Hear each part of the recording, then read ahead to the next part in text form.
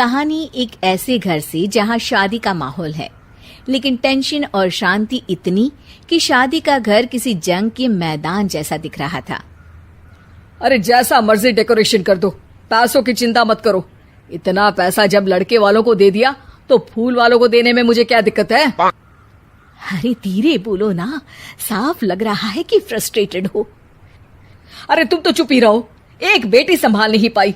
सारा दिन मैं काम पर जाता था, सोचता था घर पर बच्चों को अच्छे से संस्कार मिल रहे होंगे, लेकिन नहीं, मैडम को तो अपनी किटी और फैशन से फुर्सत मिले तब ना। माँ चुपचाप वहां से चली जाती है। समझ में नहीं आता कि आखिर शर्मा खानदान में हो क्या रहा है। कल तक चिड़िया सी फुदकने वाली शीना की शादी यूं अचानक एक मोटे काले लड़के से क्यों हो रही है? शीना कमरे में हाथ में गुड़िया लिए बोलती है, मेरे साथ जो हो रहा है ठीक हो रहा है। तुम तो सब जानती हो, साहिल मेरे लिए भगवान है। अब जब वो ही नहीं मिला तो फिर कोई भी हो, जिंदगी ही तो जीनी है, जी लेंगे। बाहर शीना की बुआ किसी से बात करती है।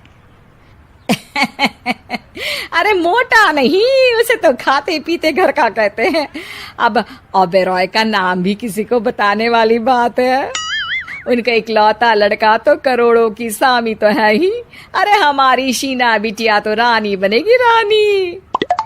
इन सब के बीच कहीं कोने पर शीना हाथ में मेहंदी सजाए बैठी थी और आंखों में आंसू सजाए।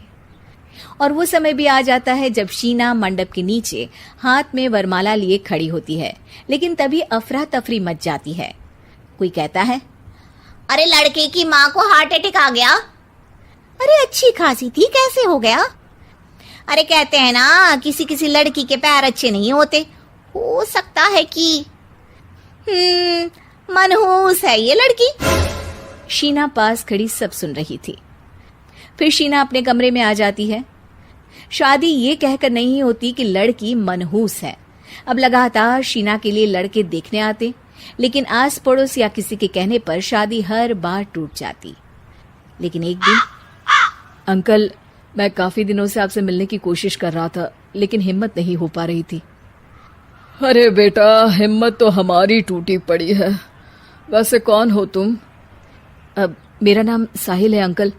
मैं शीना से प्यार करता हूँ और उसी से शादी करना चाहता हूँ। अरे अब तो किस जात के हो ये भी मायने नहीं रखता। बेटा, मेरी बेटी मनहूस है। ये सब कहते हैं कि इसीलिए उसकी शादी नहीं हो पा रही। अगर तुम शादी करने को तैयार हो तो ठीक है। शीना की शादी साहिल से हो जाती है। अगले दिन साहिल की माँ का देहांत हो जाता है और एक बार फिर लोग शीना को अपशकुनी कहने लगते हैं।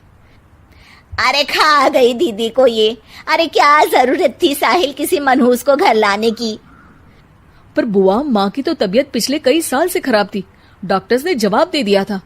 क्या पता ये भी उनका सौभाग्य हो कि वो बहू का मुंह देख पाई। अरे बहू का मुंह देख पाई, या ये कह लो कि बहू का मुंह देखते ही स्वर्ग लोक सिधार गई। खैर, हमें क्या, घर तुम्हारा है, हम तो चले।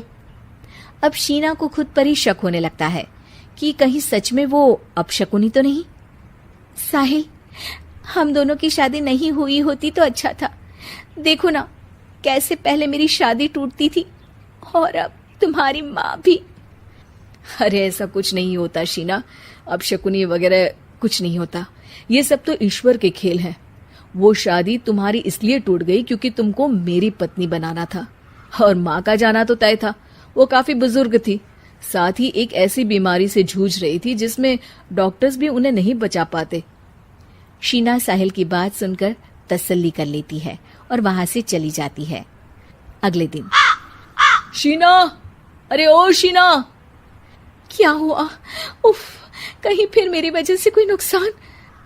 अरे नहीं नहीं शीना, तुम जानती हो, जिस प्रॉपर्टी के केस को हम बरसों से लड़ रहे थे उस पर फैसला आ गया, वो भी हमारे हक में। अब हम करोड़पति हो गए शीना। शीना शांत रहती है। अरे क्या हुआ? करोड़ पत्नी बनकर तुमको खुशी नहीं हुई? शीना की आंखों में पानी आ जाता है। चलिए जी, कुछ तो अच्छा हुआ मेरी जिंदगी में आकर आपके साथ। साहिल शीना को गले लगाकर कहता है, मेरी नई नौकरी भी तुम्हारे ही आने से लगी। ये प्रॉपर्टी का केस जीता। सब कुछ तो तुम्हारे आने के बाद ही हुआ, फिर तुम मनहूस कैसे? ये सुनकर शीना खुश हो जाती है।